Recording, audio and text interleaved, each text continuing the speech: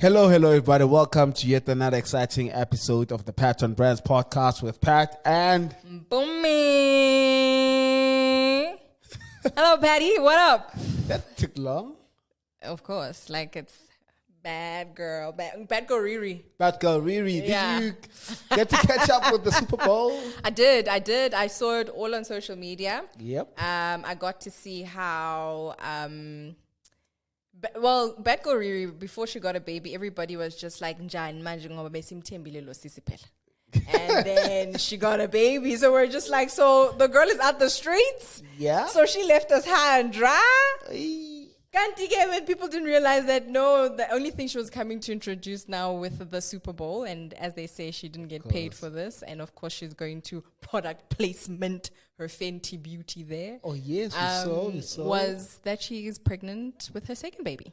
Yeah. I love her. Family, umama manje. Yeah, Umama. really mamzo.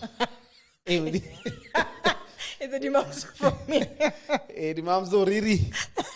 I no longer bad girl Riri. It's not my bad girl Riri. No longer that bad, you know. Manje, hey, yeah. The mamzo. What dimamzo manje? Yeah, I mean, I must say, you know, in terms of, the Americans know how to put together a show. Yeah. You know, that stage, that floating stage. And it wasn't it wasn't hers alone. Like, there were numerous stages. Absolutely. Yeah. And all of those had to happen during the break. Yep. And somehow, yeah, it would be interesting to know the person that worked behind Production, you know, in terms of just understanding what it took to put together a show like that. Yeah. It's really showstopper. Yeah, inspiring. And I think, last year's one was also quite interesting. I think they brought in, it was old school, the Snoop. I think I remember it vaguely. I didn't catch up on that Snoopy, one last Dr. year. Dre. I know 2020 because of COVID. Of course, they didn't. It didn't happen-ish or something like that. I think it happened because remember happen? COVID only started getting real after. Well, maybe real in SA. Oh, yeah, I was gonna say real in SA, but we started from March actually. Our lockdown. From March onwards, that's when it started getting hectic. But yeah, Fair. so yeah, very interesting what we saw. But also, talking about the Super Bowl is also known for its adverts. Absolutely. So where you actually have like prime time. So if you're a brand, you want to be at the Super Bowl. And if you've checked some of the adverts on YouTube, there's banter between Mercedes and BMW. So it's quite an interesting flair that they have with those type of ads that actually play at the Super Bowl. I think it's top 20 actually that they have, like top 20 videos or adverts. But I do think, it's the biggest marketing or / advertising spectacle in the entire calendar. For them, for America, I'm assuming. Globally. Really? The Super Bowl gets talked about every year, everywhere. Yeah. You know. Do people actually go watch the game? Why are you shaking your head? Why do people actually go watch the game? Like, I don't think... I know Super Bowl because of watching the adverts. Of course. But I didn't even know it was a game at first. Really? No. Yeah, I was just like, a game. Super Bowl. Obviously, like I say, it's the advertising spectacle. Yeah. You know, but yeah, every year there's case study after case studies that's being produced by the Super Bowl. The fact that a 30 seconds ad will cost you $7 ridiculous amounts, yeah. US dollars. That's not child's play. It speaks about the value of that particular platform. And I think also, you know, it's also a platform for brands / agencies, you know, to showcase their creativity prowess, you know. Yeah, I suppose. But now, whilst we are talking about advertising and platforms that talk about advertising, this week, in our recording week, is Ad Week. Oh, yes, it's Ad Week Advertising Week Africa. The inaugural.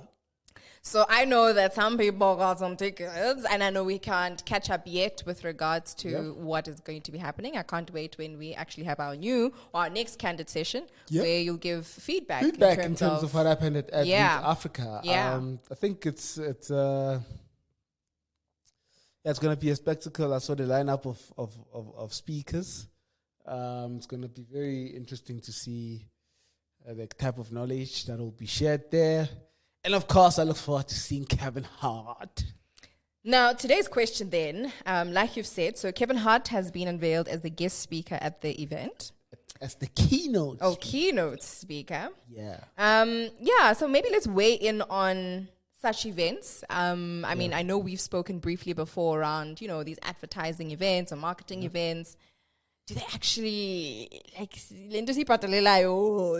it worth it? I've been to an IBM one, for example. I remember in 2018 or 2019.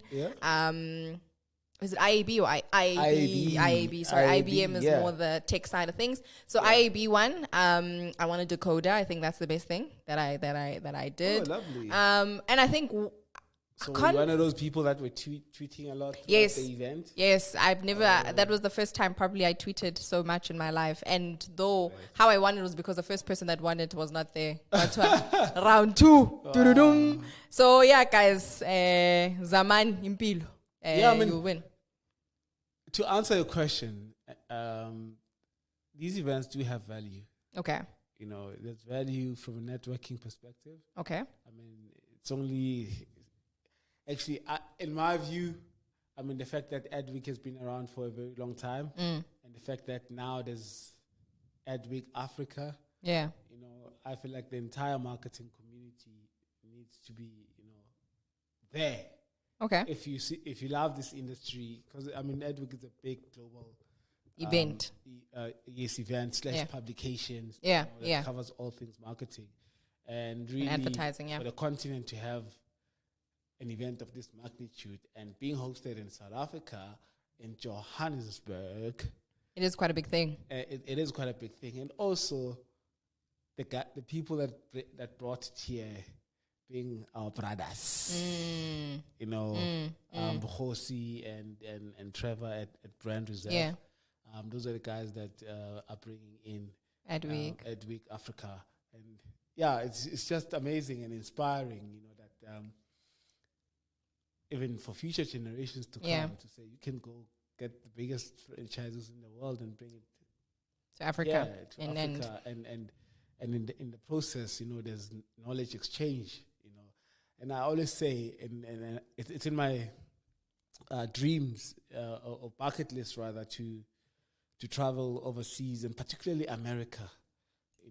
I think the Americans have mastered marketing and branding. And they've been doing it for the longest time. If I don't think there's any other country that markets itself so well than America. They've got a good PR person for America. Let alone just for PR, America itself. Product placement. It's just amazing. Yeah. So I think when it comes to eventing and such events, what I can give, for example, like I say to marketing events that I've attended, is I suppose the consumer journey element of from registration right through, because I think those elements sometimes can make or break. I mean, we remember with DSTV Delicious, where there was a big hoo-ha in terms of tickets, qualifications, accreditations, food, etc. Yeah. So, so I think it also plays a very big part. I think I remember there wasn't actually at the time, this is like I say, 2018, 2019, there was an app that was it an app? I think you actually take a picture of something and then it tells you what it is. So at that time they were introducing this AI, I suppose, into South Africa, or kind of an awareness in terms of that API or AI that they were utilizing. So I think it's quite a lovely opportunity, like you say, from a networking perspective. You meet all your colleagues there. Yeah. And also just learning, and learning not only from the speakers, but also from, like you're saying, the consumer journey. Yeah. The latest technologies that are out there for eventing. So there's quite a lot. I can't wait to see what the guys have, planned and sort of the experience that one would get from there.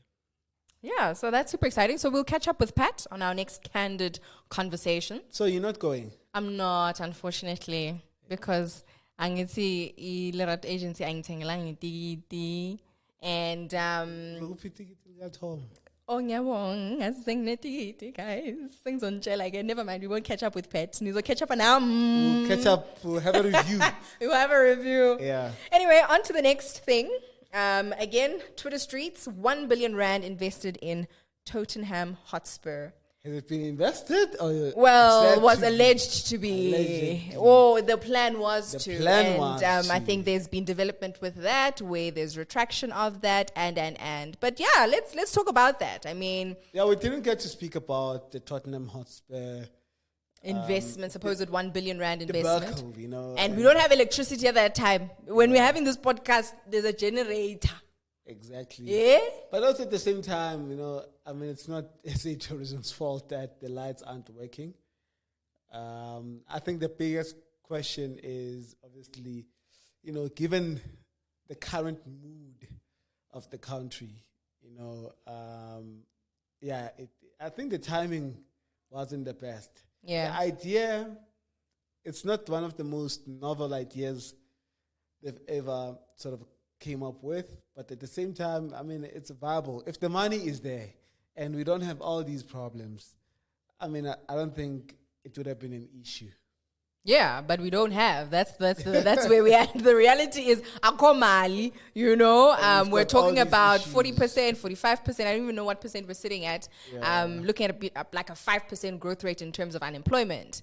You know, we already have come back from what is it called? From COVID, where we have said the tourism sector has shrunk. Yeah. So there is, I'd like to believe, a bit more investment in terms of the industry as a whole. You know, with, I mean, I know, funny enough, there was an Uber driver who was saying, you know, things are so bad. He's just leaving. He's packing and going. I was like, where are you going? He's like, I'm going to Ireland or Canada. And I was like, what are you going to do there? Angas wasn't he's going to be a butcher. That's how hectic it is. Like, this guy's like, listen, I did a butcher course. I'm going to go be a butcher. Wow. You know? And that's how life is, you know? Yeah, but I mean, I don't want to say much because I still want some SA tourism money. I know you do. That's why. I understand. But behind that, I'm sure there's a PR agency or a PR person, and I'm assuming who planned, you know, who understood the ramifications of sharing such. I think what we are as a marketer, as marketing people, is we need to be very much on the ground and really much sensitized to what's going on. Of course. And I mean, look, there's so many. I mean, this Tottenham Hotspur case study, you know.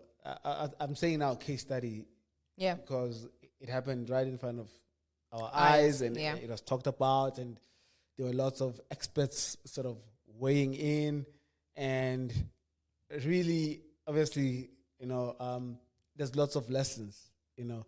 Sure. And I think the biggest lesson is timing is everything. You know, no matter how audacious the goal may be or may seem, but it's important that when you come up with something or a campaign or whatever, the timing needs to be perfect. Yeah. You need to be able to read the room and say, okay, given the current circumstances, is it justifiable to be pursuing a single deal that will cost us almost R1 billion? You know, and I think that's where a lot of sort of dissatisfaction with this idea comes from. Yeah. To say, hey, no, man. I mean, we have so many issues. You know, we've got safety is the number one issue, and we do know that it inhibits, you know, tourists from visiting the country. Such place, You know, we've got load shedding as well, which affects the tourism industry. So the product that is South Africa is not the best to market now. And something has to fundamentally change. Change with the product itself, the product that is brand South Africa. Sure. The way you put it, I think, never looked at it like that. Yeah, so the product is flawed in its current form. It's very much flawed. You know, I mean, as we're recording this podcast, this past weekend, we're going to talk about it. You know, something tragic. One of the biggest hip hop stars this country has ever produced was gunned down. In a touristy Florida street, Durban, which is probably inhibits Absolutely.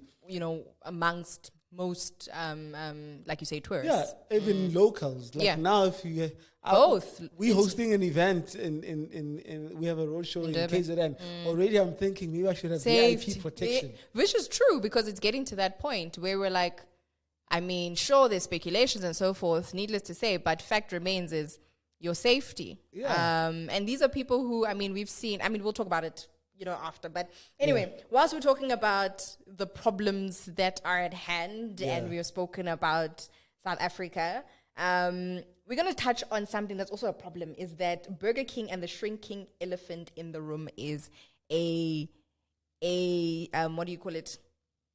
A headliner that has been shared as an article.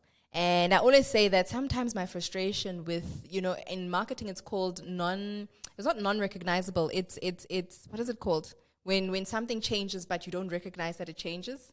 It's that thing in marketing.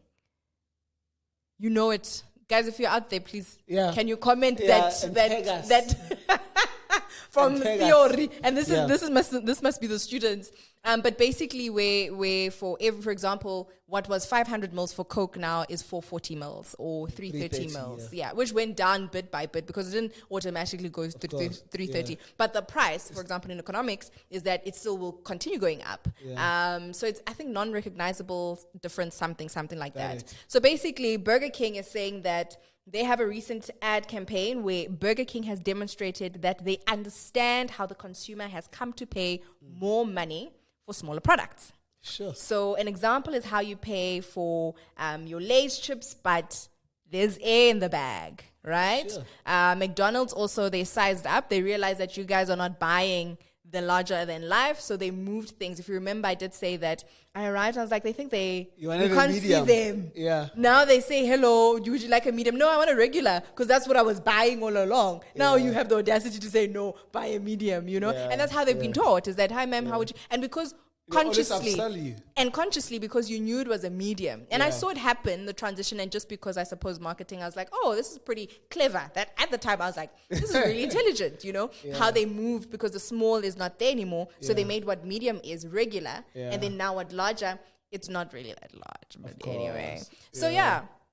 So their promise, though, to the consumer is that when it comes to the Burger King product, they don't lose out on value, as the brand takes nothing away from their king size offerings. Oh. So that's their brand promise, is that there's bang for your buck.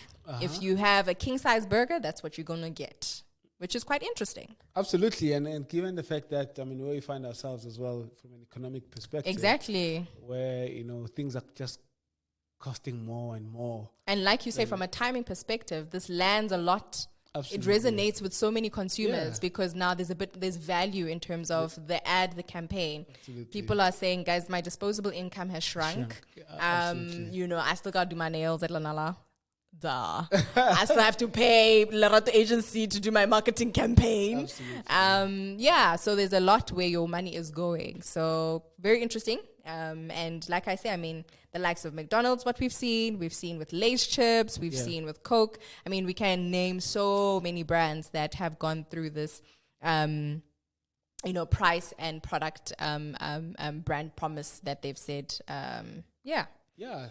Yeah, and going into our candid conversation topic this week, we're going to be discussing the Yobas. We haven't had a designated conversation around the Yobas. So our guest is actually Pat, as the leader of and founder of the Yobas. But I think before that, we did discuss a bit about a tragedy that happened this weekend. And why I'm bringing it now is because this is 35, sure, within the age group of the Yobas age group. But this is somebody who's contributed to entertainment, music industry, within the youth element. And this guy, apparently, and I say apparently because this is what I had heard, he used to rap at one of the Saint schools that he used to go with your Sizwe, Bofus, and so this guy has been there, he's been known in the streets of just generally, rich streets, but also just in the streets of hip hop, and contributed so much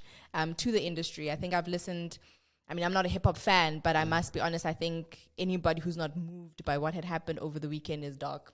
Yeah, no, I mean it's a huge travesty. Yeah, huge actually tragedy. It's a great loss for the country. It's a great loss, obviously, more so for his family, his daughter, his partner. And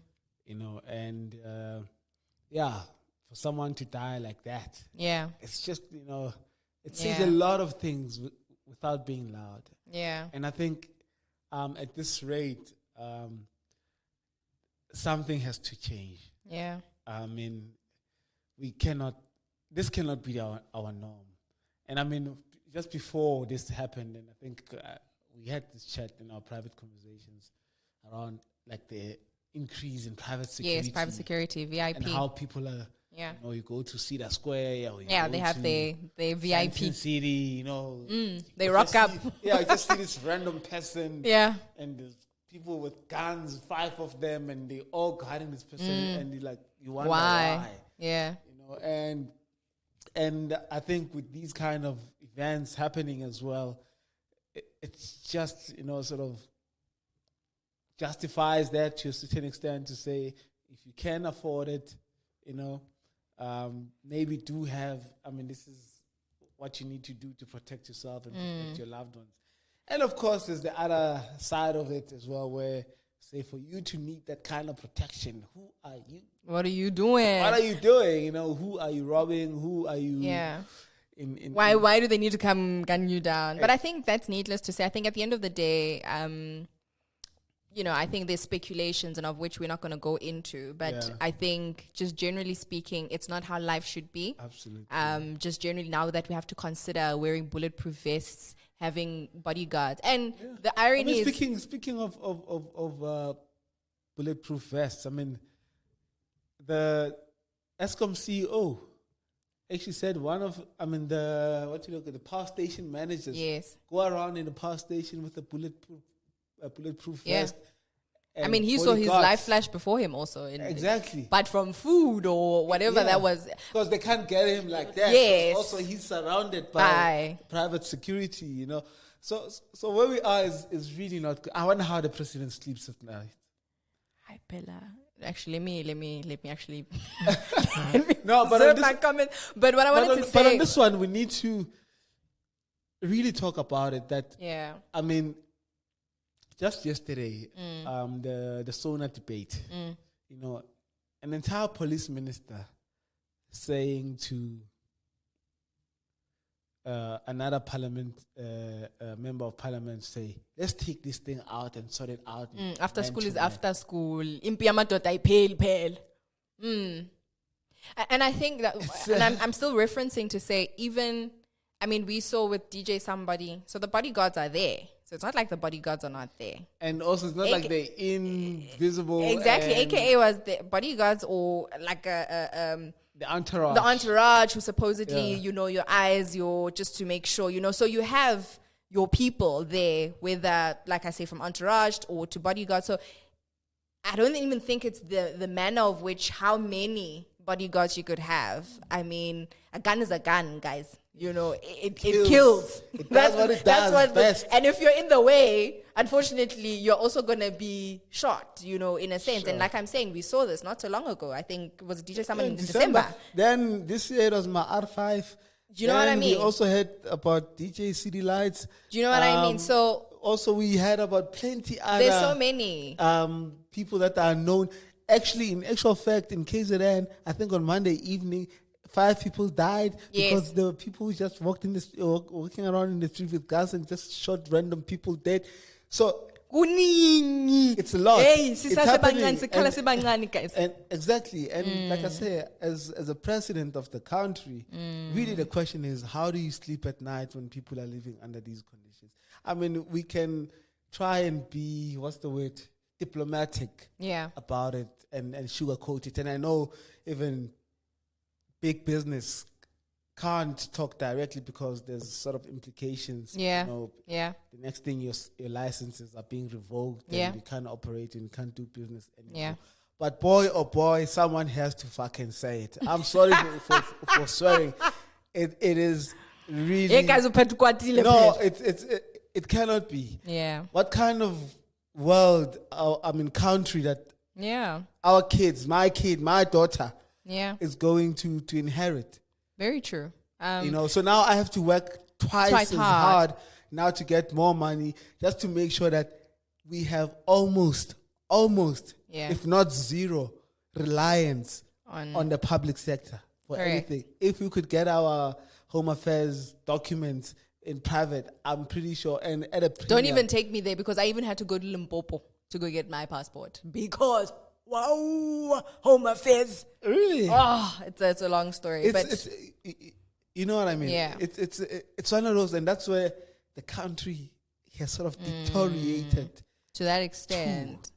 And I mean, we've seen, and it's very AKA, by the way, when Mr. President wanted to be voted for, went live on Instagram with AKA. Yeah. What is he saying today? Yeah.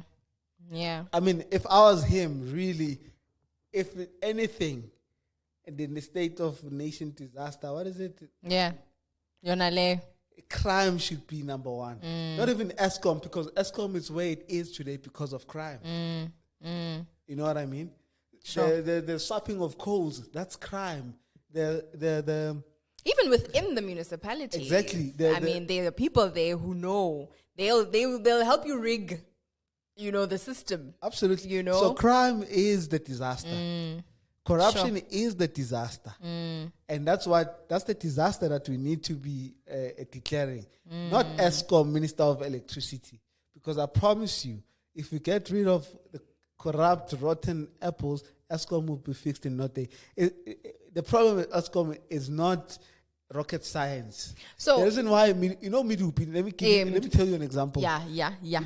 In 2012, I was doing my 2012 second year, third year, call it that, at UJ, and in project management, already Midupi was being cited as one of the worst managed projects. It was over time, it was over budget, in the billions at that particular time, right?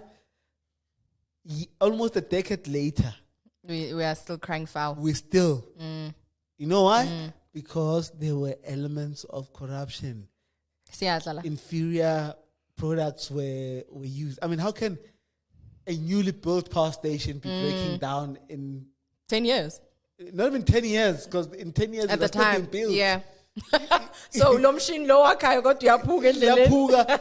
I mean, I think it was only commissioned recently to start producing power and working. I remember. And even that, and billions of rands went through. I mean, really, even the president. And now we're going to other. In 2017, he was in charge of the war room to fix ESCOM. Today, he's the one that's hiring other Minister people. of Electricity. Boy, oh boy. Angazu, he's going to hand out that plan that he was aiming to do, guys. Please know. Yeah, when at that time when he was putting together. But that is very true. But I also ask, what is the inception of crime? Is it jobs? Because then that's what we're going to probably... It's the absence of law enforcement. Okay. That's where crime... If you know... And has democracy contributed to that? No, we cannot blame democracy for that. Yabuza. No, we cannot. We cannot say democracy contributed. I mean, obviously, if we voted for crime, yeah, but we didn't. So my question is there lenience in democracy, or we are? It's almost like I'm asking. We can't manage freedom. That's what I'm asking. We can. Okay. Every right has a consequence. A responsibility. Okay. Yeah. Yeah. But with every action, there's a consequence. Yes. Okay. So, but now, if there was law enforcement, I mean, we brag about South Africa having some of the best laws in the world. A great law system. Can you please put that on silence? In the world. Yet, the amount of lawlessness in this country is just insane. Like, we can talk about this the whole I can see, because ngiyabona guys, man ngambona in studio. It's pretty hectic. It's actually annoying. Yeah. Just to see the decline and the deterioration of, even infrastructure. Yeah. An entire railway system is almost non-existent today because someone somewhere watched it happen and there were no consequences. And having traveled Africa yourself included, I think one of the stuff that I would say is a thread is that we have great starting plans. There's money thrown at, like you say, your railway systems, but we're poor at management in Africa. Yeah. And unfortunately, I think we're contributing to that general consensus that, I would travel and I'd be like, why is the chain not, it's just steel. Can literally just get a welder, fix the chain. It's still airport, painting, little things that I'm assuming are part of project planning is that when we are saying, guys, this is the project, what is the sustainability looking like? They dilapidated, the roof is not there. Now you're looking at stars. It's like, guys, only the private sector stuff are well looked after, but anything that is government owned, state run, and we find ourselves there. Your process. And what the irony is, and what I find really interesting, and when you hear these politicians talking about the private sector, they despise the private sector, but in public say, the private sector cannot be owning everything. Yeah. But boy, oh boy. But they're not doing anything for us to want to go to public sector. From private health. They don't even go to public facilities. Private health, or health just in general. I've always I listen to Uma's within the health sector, and she'll tell you. And I was even like, please find a psychologist, because the things that you honestly see in terms of the public sector, people giving birth, igazi coming out on the passage, in the bathroom, and young girls who either, have performed teenage pregnancy stuff, or they find themselves in a situation where they've been raped, things like that, guys. Like, this is all stems down to, and it's a lot of things that just stem down, like you say, to lawlessness. Lawlessness and lack of care. Like, my daughter was born in the private. Oh, you should know where she was born, yo. No, I'm sharing. There's a reason why I'm sharing this. No, yeah, but everyone, the staff, the nurse, everybody excited. Yeah. And phangisa. Oh wow, who's next? Yeah. Then when the time came for a birth certificate, because you had to go where? To the public sector. Luckily, they come to us. Oh, that's amazing. In the facility. Okay. So you get the lady, congratulations, and smile. No, next. Okay, fill in this here. Sign there. Yeah. Oh, you filled this thing wrong. Diramo. No, true. Okay, another one. Absolutely. No. Yeah. No humanity to say, oh, wow, is it your first? That's true. But just it's decency. I don't even think it is, you're not going above and beyond. We honestly, being human is not you are praising a fish that swims by saying, it's just humanity. Exactly. And it almost is so natural, but because we have so many defense mechanisms that have been built, there's so much that we're going through just generally that, it's you barricaded anything and everything. So, yeah, what's next? Okay, we move. Yeah, we move. So there's that, but also interestingly, this morning I was listening to the radio, and Mongani Bing was also sharing his experience with a public sector, but in Paris. Sure. Right? And said, look, he didn't have, I think he had 100 euro, note, and he had to pay for a train trip, and that train is state owned. And the people there just showed lack of care. It seems like once you work for government, it is what it is, ne? Yeah, you feel like indispensable. Yeah, what are you gonna do? What are you gonna do? Exactly. I mean, I remember I went to the police station. I was sorting out documentation. I went to the police station 3 times.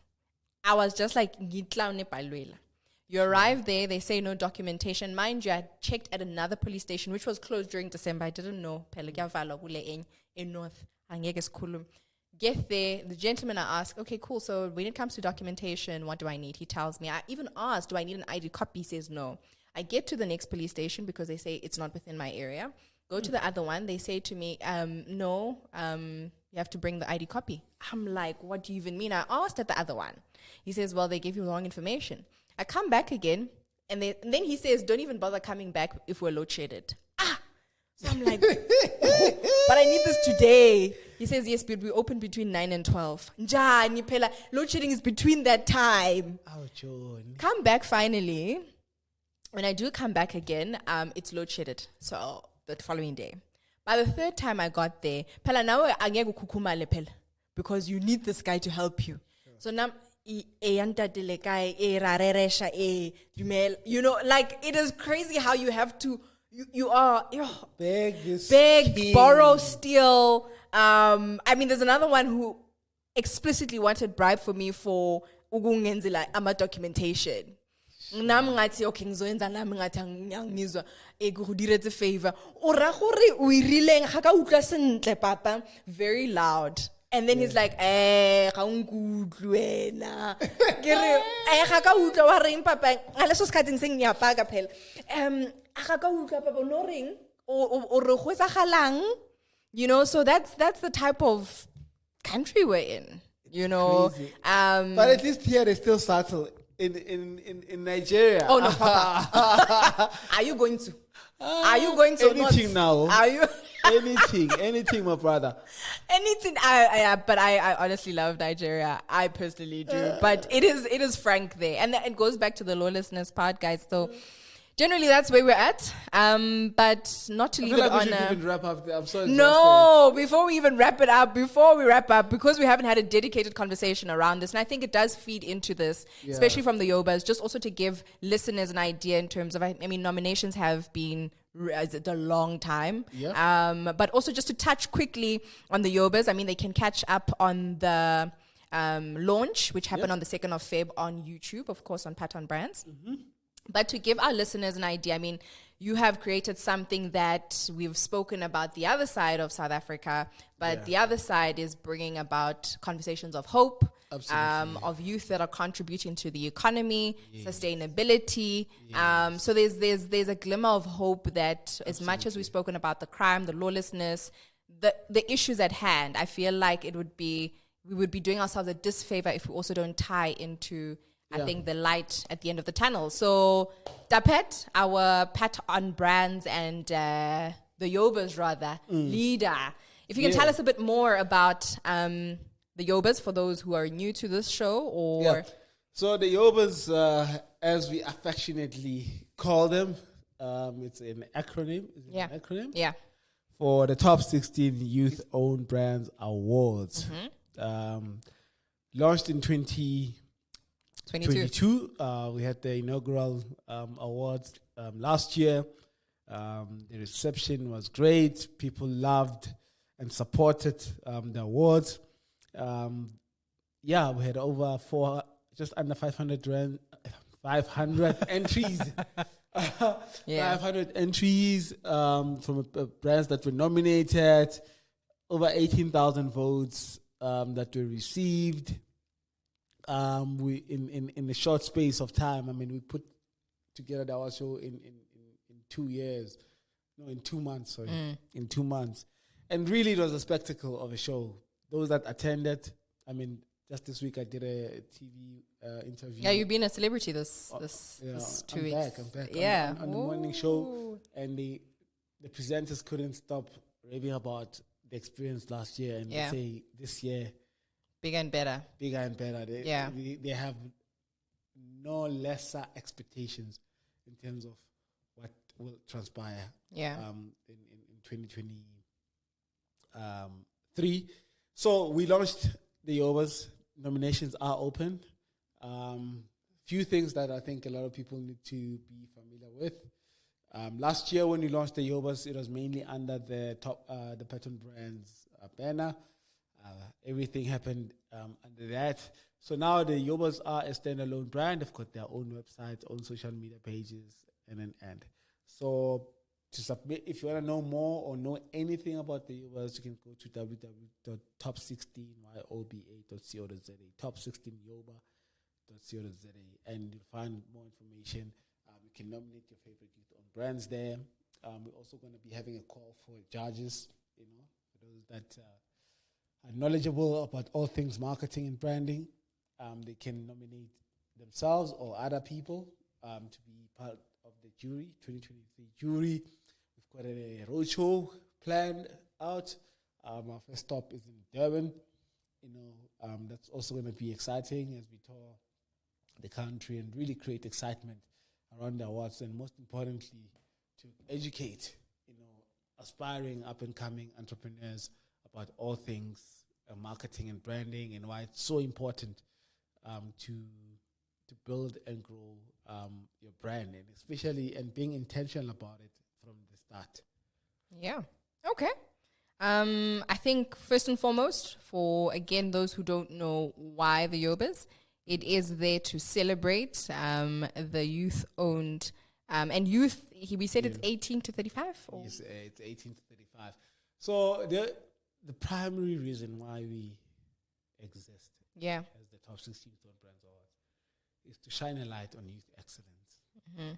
Hence our clear positioning statement that we are the gold standard of youth excellence. Yeah. Nothing comes before the Yobas. Nothing comes after. The Yobas are the gold standard of youth excellence. And I think it's very important to highlight that fact. And looking at the 2022 winners as well, the caliber of those brands really speak to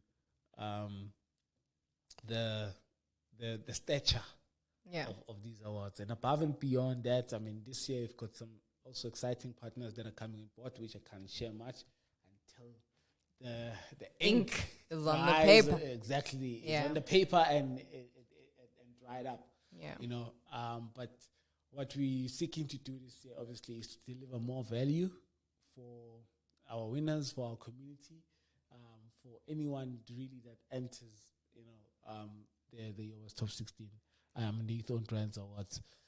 We've got a lot of programs planned out. I mean, one of them, we also gonna soon be launching a talent search, let's say. So we want an Amapiano artist up and coming to produce a Yoba soundtrack. That's amazing. Sure. Yeah. Okay. So we want to plug in as many young people as possible in the Yoba ecosystem, whether you're a creative, you are a poet, you are, a small business owner. Squeezing in. Really, we are squeezing people in. Squeezing in. And lastly, just because I have a bit of intel, I do know that there'll also be opportunity for, there'll be masterclasses this year. Yeah. There'll also be opportunity for stalls, if I'm not mistaken. Yeah, so I think those are important parts to highlight. Yeah. So the Yoba Fest. That's what it has a name, y'all. Yeah, that's what we call it. Okay. Yoba Fest. So really over 2 days. What inspired this is that last year we got feedback from people that attended the awards and said, "Yo, look, Pat, it's great what you're doing. However, it would have been lovely to see and experience those brands. Because some of them we don't know. Yeah. I mean, true to it was the initial plan. Absolutely. Of which I think timing, so it will be quite great now to bring it. So now they're like, okay, we want to see these brands, we want to feel and touch these brands. 500 nominations. So imagine a shopping mall with only youth-owned brands. I'm so excited. I think it'll be the first in the country, if not the continent. And you'll take it to Africa and beyond. Absolutely. Okay. So imagine that shopping mall. We've got all these youth-owned brands selling their stuff. We've got an entertainment section. You've got master classes taking place, breakaways, there's Sure. just all around good vibes, good energy. We're learning, we are entertained. There'll be a cinema to talk about, marketing. Oh, guys, I'm sorry. I don't know if it's going to be there, but it's a shopping mall, Absolutely. So this is super exciting. I think it's very important for listeners out there. Please share with your friends. Yep. Please share. And also go to www.top16yoba.co.za so that you know what nomination, how do you qualify? We said 18 to 35, how long your business needs to be open for, what does your business need to actually qualify. So ngathi phela manje so 36 do I qualify manje so funa ama BEE points or my Yoba points business. So make sure you have everything, all ducks in a row. Again, these nominations and the whole process is audited, so it's above board. Absolutely. So it is there's a panel of expert judges. It's to everybody's interest to make sure that your things are in line so that you actually qualify and finally then to be voted and to be one of the top 16 winners. We've heard again from the previous winners, your Tepo Jeans, for example, your Gorgeous Mbali, and all the likes who are personal brands but also have the brands being jeans or makeup, whether it is empowerment programs from an education perspective, from whatever sectors that were actually nominated. They've also said, what an honor this was to be number one. So yeah, guys, please, this is super exciting. And again, like I said, it would be irresponsible for us not to close today's conversation whilst it was a chest conversation. It was, because no manje uphet makangena lana bekuna ukuba gray, but it was a chest conversation, and conversations we do need to have as youth and hopefully find solutions, because it's one thing to have conversations, but if we don't have solutions, and I think Yoba also plays a part in contributing to how we're building out tomorrow. Absolutely. And look, there's no one's coming to save us, unfortunately. So we'll have to continue to fight. We have to continue to fight. So for youth who have lost hope out there, I do hope not only the Yobas, but any advocacy for seeing or building out tomorrow you're part of. And live to see tomorrow. With whatever you're doing, we recognize the hustle. We recognize how you're contributing, whether you've built a business because of desperation or out of desperation, or you've built a business that you're saying that this business is going to either be my pension fund here. So I'm really proud, as I always say, around the team, you, Pat, with regards to the Yobas, and I can only pray and wish for it to go. 10 years later, we're seeing Yobas Nigeria, Yobas Kenya, Yobas Tanzania, West Africa, East Africa. What about Ayoba, African Youth-Owned Brands? There we go. Where, we want to be part of the Forbes, and now we're like, but it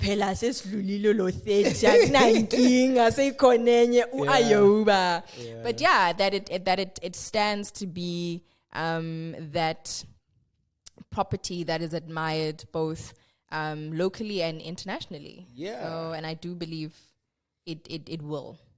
So from myself, guys, please make sure to share. Please make sure to comment. Share your frustrations if you have your thoughts. It's just, it won't be but